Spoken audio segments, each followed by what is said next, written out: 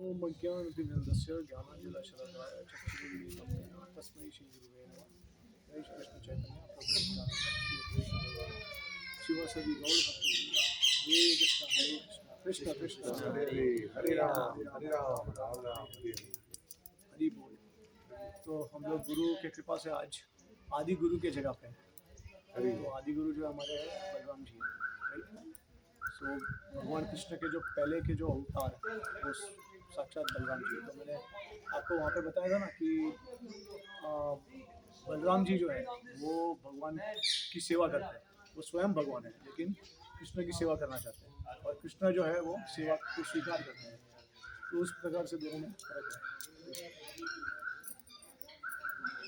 तो कृष्ण और बलराम जी में यही फर्क है, और रंग का फर्क है। मतलब शाम है और ये इनका जो रंग है वो श्वेत है, ठीक है, वाइट एंड ब्लैक, या फिर घनश्याम। ये दो फर्क है उसमें। तो जिस प्रकार से कृष्ण जी का रासलीला होता था वहाँ सेम उसी तरीके से बलराम जी का रासलीला भी होता है। लेकिन बलराम जी की गोपियाँ अपनी अलग से है और कृष्ण की गोपियाँ अलग से है, क्योंकि बलराम जी की गोपियों और कृष्ण की गोपियाँ सेम नहीं हो सकती है। ये तत्व है, क्योंकि जो गोपियों के साथ कृष्ण रासलीला करते हैं या फिर कृष्णा जिनके साथ एंजॉय करते हैं, उन्हीं के साथ बलराम जी कैसे एंजॉय कर सकते हैं, क्योंकि बलराम जी तो उनके बड़े भाई हैं। तो बलराम जी की जो गोपियाँ है वो अलग ही है। तो जिस तरीके से शास्त्र में वर्णन है कि जो श्रुतिचारी है, जो श्रुतिचारी जो होती है या फिर जो मुनिचारी है गोपी, मतलब श्रुति जो है वेद पुराण, वो सब प्रार्थना करते हैं भगवान कृष्ण को कि हमको गोपी भाव प्रदान करे। फिर जो मुनि है, जो भगवान रामचंद्र के युग में जो सारे जो मुनि थे, दंडकारण्य जो हमारा जो फॉरेस्ट है, तो वहाँ पे जब भगवान रामचंद्र जा रहे थे तो बहुत सारे मुनियों ने उनको देखा। तो मुनियों को आकर्षण हो गया भगवान के प्रति, और उन्होंने इच्छा की कि हम भगवान के मधुर रस में भाग लें। तो फिर अगले जन्म में भगवान रामचंद्र ने सबके इच्छा को पूर्ण किया। तो वो मुनिचारी गोपी जो है वो, मतलब मुनि जो है वो गोपी बन के आए। पर उन्होंने सारी गोपियों को उनके पद चिन्हों में उनको फॉलो किया, following the footsteps of the Brajwasi. ये कंडीशन है अगर गोपी बनना है तो ये सारे लोग आए थे भगवान के रासलीला गोपी बने, और फिर भगवान के रासलीला में अपने अपने हिसाब से अपने अपने समय पे वो लोग ने पार्टिसिपेट किया। लेकिन बलराम जी की जो गोपियाँ है तो वो अलग अलग कैटेगरी की गोपियाँ है। जैसे नागलोक में, तो नागलोक में जो कन्याएं हैं, नाग कन्या है, वो साधना कर रहे थे कि कब हम बलराम जी के गोपियाँ बन सके। नागलोक मीन्स पृथ्वी पे? हाँ, जो पाताल में है ना, जो अलग अलग लोअर प्लानिटरी सिस्टम में जो नाग लोग, नाग कन्या, तो वो लोग सब भगवान, क्योंकि बलराम जी जो अनंत शेष का भी रूप एक तरीके से विस्तार है, राइट। तो इसके लिए जो नाग कन्या है, तो वो लोग प्रार्थना कर रहे थे कि हम गोपी बने बलराम जी के, उसमें बलराम जी के साथ रस हो सके हम। तो ये गोपियाँ जो है वो अलग है, कृष्ण की गोपियाँ से अलग भिन्न है, क्योंकि भगवान कृष्ण की जो रासलीला होती है उसमें बलराम जी जो है वो दूर दूर तक उसमें निवेश नहीं करते हैं, क्योंकि वो रसाभास हो जाता है। जैसे अभी मैं अगर मेरी गर्लफ्रेंड के साथ तीर्थ जा रहा हूँ और मेरा भाई आ गया, बड़ा भाई नहीं, और माताजी उधर आ गए थे तो फिर ऐसा जी, आप तो मुझे फॉल डाउन, मुझे तो फॉलन डाउन पूरा होता है। जस्ट अ जोक अपना आपको बोलना चाहिए था मैं मत अनुराधा के साथ जा रहा हूँ और फिर लकड़ी देख के पिटाई होगी। गर्लफ्रेंड बोला मतलब इसलिए पहले के उसमें पास्ट में, ये सब पास्ट अभी खत्म हो गया मेरा। तो जो भी है था लेकिन था तो जो भी है, लेकिन जैसे कोई अपने गर्लफ्रेंड के साथ जाता है और उसके बड़े भाई आ जाते हैं तो वो इंटरफियरेंस हो जाता है, रसाबस, तभी थोड़ा सा ऑन एंड रेफरेंस आ जाता है वो लीला में, राइट। तो इसी प्रकार से बलराम जी का जो इंटरफियरेंस है वो नहीं होता बिल्कुल। राधा रानी और गोपिया जो है बलराम जी को बहुत रिस्पेक्ट देते हैं, उनको वर्शिप करते हैं, लेकिन कृष्णा के साथ में जब लीला होती है तभी बलराम जी का इंटरफियरेंस। तो सिमिलरली सेम वे, जब बलराम जी की गोपियाँ और उनकी रासलीला होती है तो कृष्ण भी उसमें शामिल नहीं होते।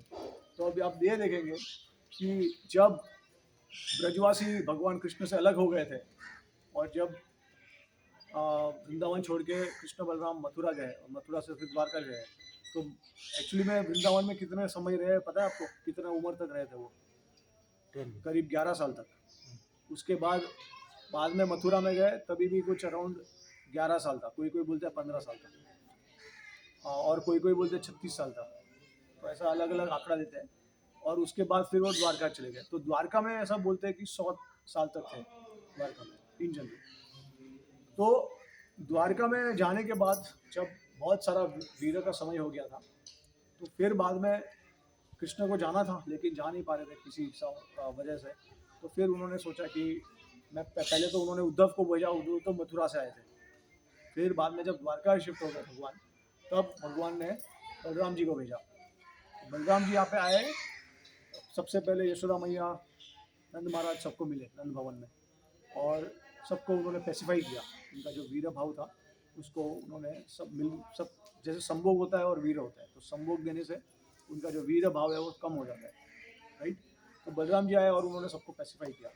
लेकिन फिर कोई कोई कन्या थी, नाग कन्या या फिर साधना सिद्ध जो गोपियाँ थी, जो बलराम जी के लिए आतुर थे कि कब बलराम जी आएंगे और हम उनके साथ रासलीला करेंगे। क्योंकि जब बलराम जी पहले वृंदावन में थे तभी वो तैयार नहीं थे उनके रासलीला में शामिल होने के लिए। तो बलराम जी ने फिर नई जो गोपियाँ थी उनको मिले और उनके साथ रासलीला की। अलग अलग वन में जाते थे वो घूमने उनके साथ शाम को। और फिर ये जगह पे एक तो कोई तो पूर्णिमा के दिन आए वो, और उन्होंने यहाँ पे रासलीला की बलराम जी ने। अब रासलीला करने के बाद वो थक गए थे, सबने वरुणी पी रखी थी, ठीक है। तो वरुणी एक स्पेशल टाइप की एक बोल सकते हैं औषधि जैसा है, औषधि नहीं है, एक तरीके से मेरीमेंट एंजॉयमेंट जो ड्रिंक होता है ना वैसा होता है, मतलब हाँ सोमरस जैसा बोल सकते हैं। मतलब स्वर्ग में सोमरस होता है, यहाँ पे भगवान की लीला में अलग ही होता है। और ये वरुणी जो है वो साक्षात, मुझे जहाँ तक याद है एक आचार्य ने बताया है कि किस तरीके से वरुण देव ने खुद भेजा था ये वरुणी और बलराम जी को ऑफर किया था सेवा के तौर पे। तो सबने पी लिया था वो, तो सब लोग एकदम इंटॉक्सिकेटेड कंडीशन में थे। मतलब ये सब जो इंटॉक्सिकेशन है वो भौतिक जगत का नहीं है, ये ट्रांसेंडेंटल है, आध्यात्मिक इंटॉक्सिकेशन है। प्रेम के द्वारा जो हमारा भाव हो जाता है उसके द्वारा है इंटॉक्सिकेशन। तो सभी लोग ऐसे काफ़ी मग्न थे और कुछ दूसरा ध्यान में नहीं था। तो बलराम जी काफ़ी थक गए थे रासलीला करते, इधर उधर जाते जाते गोपियों के साथ। आ जाओ तो बच्चे, फिर उनको लगा कि एक काम करता हूँ, अभी मुझे यमुना जी नहीं जाना है, मुझे इतना चलना नहीं है, तो मैं यमुना जी को यहाँ पे बुला लेता हूँ। तो बलराम जी ने ऑर्डर किया यमुना जी को, हे यमुना आप यहाँ पे आ जाओ और मुझे थोड़ा सा पानी पिला दो, मतलब रिफ्रेशमेंट करा दो मुझे। तो यमुना जी आए और यमुना जी ने एक्चुअली अनसुनी कर दी बात बलराम जी की। तो यमुना जी को लगा कि अरे ये तो उनके इंटॉक्सिकेशन स्टेट में है, ज़रूरत नहीं आने की। तो बलराम जी ने एक दो बार कहा, फिर भी नहीं आई यमुना जी, अनसुनी कर दी बात। और उसके बाद बलराम जी को बहुत गुस्सा आया, तो उनकी आंखें लाल हो गई और उन्होंने ऐसा ही किया कि यमुना तेरे में इतना गुरु अहंकार है कि तू मेरे बोलने से नहीं आ रही है, अब मैं तुम्हें दिखाता हूँ कि मैं कौन हूँ करके। फिर अपना हल लिया उन्होंने और जोर से नीचे ये किया, ज़मीन पे गाड़ दिया और फिर यमुना जी को तोड़ने लगे। पूरा उसका जो प्रवाह है उसको अलग अलग करने लगे वो। तो यमुना जैसा बताया गया है कि इसके बाद से यमुना जी पहले एक ही थी, एक ही चैनल में फ्लो होती थी, लेकिन अभी उसके बाद ट्रिब्यूटरीज हो गए यमुना जी के, टुकड़े टुकड़े हो गए, अलग अलग दिशाओं में वो फैलने लगी। तो जैसे ही ये शुरुआत हुई तो यमुना जी को अपना बलराम जी का स्वरूप समझ में आ गया कि बलराम जी कौन है, साक्षात भगवान कृष्ण के स्वरूप है वो। तो यमुना जी आई, फिर उन्होंने प्रार्थना की, क्षमा याचना की और बोले कि कृपा करके मुझे तोड़ देना, तो जो भी आपकी इच्छा है वो मैं पूर्ण करूँगी। तो यमुना जी आए और फिर बलराम जी सारी गोपियों के साथ अंदर उन्होंने डुबकी लगाया यमुना जी में, रिफ्रेशमेंट हुआ उनका, आराम हो गया थोड़ा, क्योंकि ठंडा पानी होता है तो मज़ा आता है नहाने का, जितने भी थकान थी दूर हो गई। और फिर उन्होंने वो रासलीला करके चले गए वहाँ से।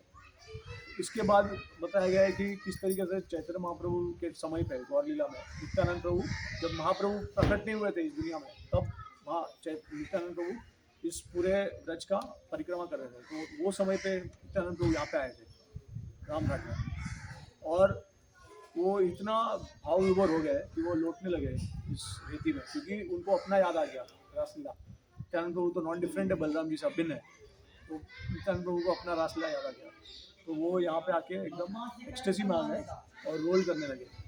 और फिर उनको देख के, उनके एक्सटेसी, उनके भाव को देख के सारे ब्रजवासी जो है उनको लगा कि ये तो साक्षात बलराम जी आ गए वापस, उनको देख के तो उसी की तरह दिख रहे हैं एकदम, उतना लंबे फिर तगड़े। उसके बाद उनका जो श्वेत उनका तो गौरंग था वैसे तो कलर, लेकिन उन्होंने जो वस्त्र पहने थे वो बलराम जी के थे, ब्लू कलर के।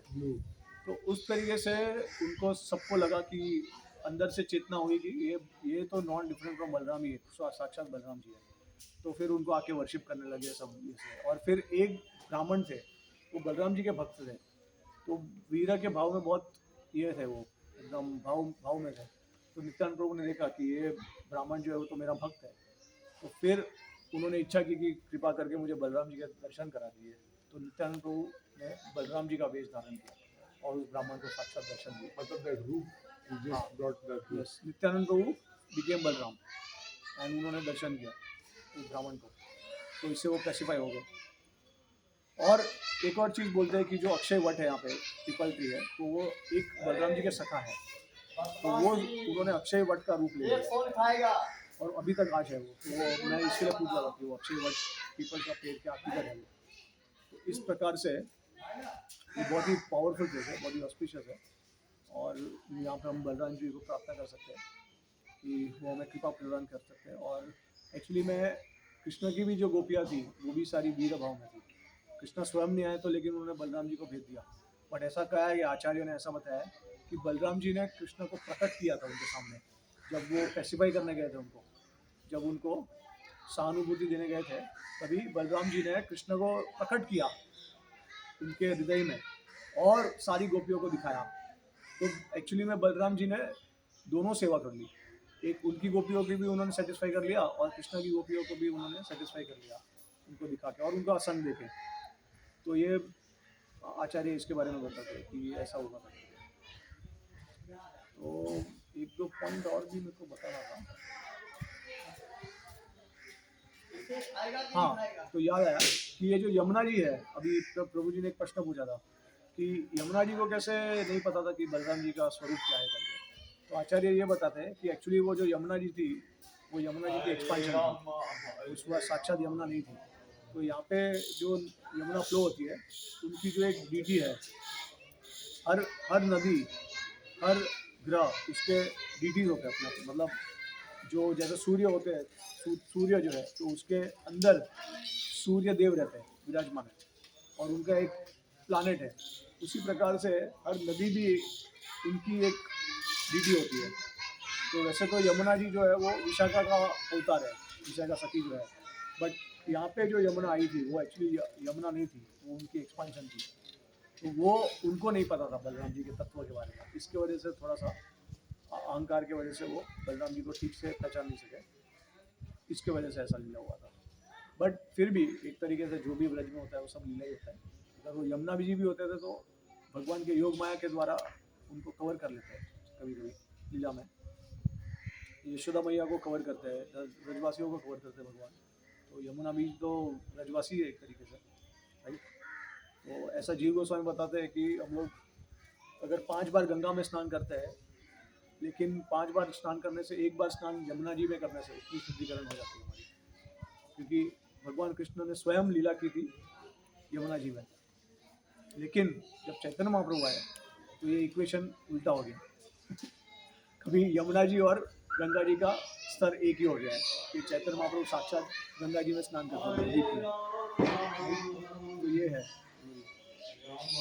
सो राम घाट धाम की जय, दाऊ जी महाराज की, ईशा दाऊ जी की जय। जय श्री राधे, जय जय श्री राधे, जय जय श्री राधे श्याम। एक प्रश्न होगी, राम घाट बोलते क्योंकि बलराम में से जो राम आता है उसके राम घाट इसके वजह से। ब्रज क्षेत्र में कोई राम जी का वैसे लीला कोई रिकॉर्डेड नहीं है। वैसे कृष्ण जो है उन्होंने अलग अलग स्थानों पे सारे अवतार प्रकट किए, तो उन्होंने एक जगह पे, जैसे हम शेष शाही जा नहीं पाएंगे आज, लेकिन वहाँ का लीला ऐसा है कि एक बार कृष्ण और राधा रानी वो सब सखिया एक साथ थे, तो राधा रानी और गोपियों ने स्तुति सुनी क्षीरोदक्षाई विष्णु के बारे में, उनके गुणगान के बारे में, तो वो काफ़ी प्रभावित हो गए स्तुति सुन के। तो राधा रानी ने इच्छा प्रकट की कि मुझे क्षीरोदक्षाई के विष्णु के दर्शन करने हैं।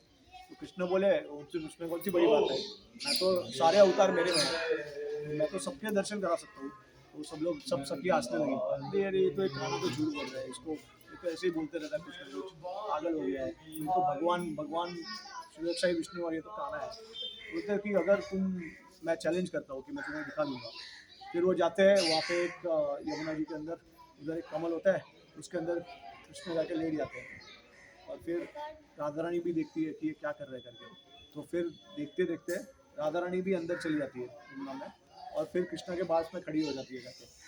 तो ये एक लीला है, अलग तरीके से विश्वनाथ ठाकुर चिंतामणि में बताते हैं कि किस तरीके से जब उनको इच्छा होती है तो कृष्णा जो है वो महाविष्णु बन जाते हैं, और अनंत शेष जो बलराम जी वहाँ पे होते हैं तभी, तो वो अनंत शेष का रूप ले लेते हैं, और अनंत शेष के ऊपर भगवान विराजमान हो जाते हैं क्षीरोदक्षाई विष्णु, और फिर राधा रानी महालक्ष्मी का रूप ले लेती है और भगवान के पैर दबाने लगती है।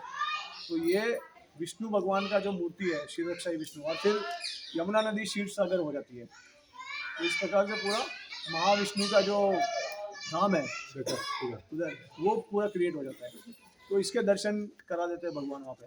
तो ऐसे अलग अलग वन में अलग अलग जगह पे कभी कोई, जैसे एक लीला थी जिसमें राधा रानी और कृष्णा के बीच में, तो उनको इच्छा हुई कि भगवान राम के दर्शन करने। जैसे अभी एक वहाँ पे सेतुबंध रामेश्वरम करके अपने ब्रज में, तो वहाँ पे ये लीला हुई थी। यहाँ पे उनको इच्छा हुई कि हम भी भगवान राम को पार कराने के लिए एक सेतु बना दें। तो सब सारे गोपियाँ मिलके उन्होंने पत्थर फेंकने स्टार्ट कर दिए, और फिर वो उसका सेतु बनाया, और फिर वो राम भगवान और राधा रानी जो है वो सीता मैया के रूप में आ गए। तो ऐसा अलग अलग उन्होंने जगह पे अलग मत्स्य अवतार कभी दिखा दिया, कभी वारा अवतार दिखा दिया, कभी कच्छप अवतार दिखा दिया उन्होंने। तो ऐसा कभी कभी गरुड़ गोविंद के रूप में श्री राम और कृष्ण वो अवतार ले लिया उन्होंने। तो ऐसे अलग अलग जगह पे उन्होंने सारे अवतार दिखा दिए। तो उसके माध्यम से दिखाया कि किस तरह से भगवान कृष्ण जो है आदि पुरुष है, स्वयं अवतारी है भगवान, और सारे अवतार उन्हीं से में से आते हैं, वो उन्होंने यहाँ पे ब्रज में दिखा दिया। इसके लिए जो भी यहाँ पे अभी यहाँ पे बद्रीनाथ केदारनाथ को आदि बद्रीनाथ आदि केदारनाथ बताया जाता है, क्योंकि वो रियल बद्रीनाथ केदारनाथ है, और उसका एक्सपांशन बद्रीनाथ और केदारनाथ जो हमारे हम नॉर्थ साइड में जाते हैं वहाँ पे है। तो सारे जितने भी महत्वपूर्ण स्थल है वो सभी यहाँ पे ही है ब्रज में, बट इसके बाहर रहेंगे तो सारे उनके एक्सपांशन है ऐसा। इस तरीके जय श्री राधे, बलराम जी की जय, राम घाट की जय।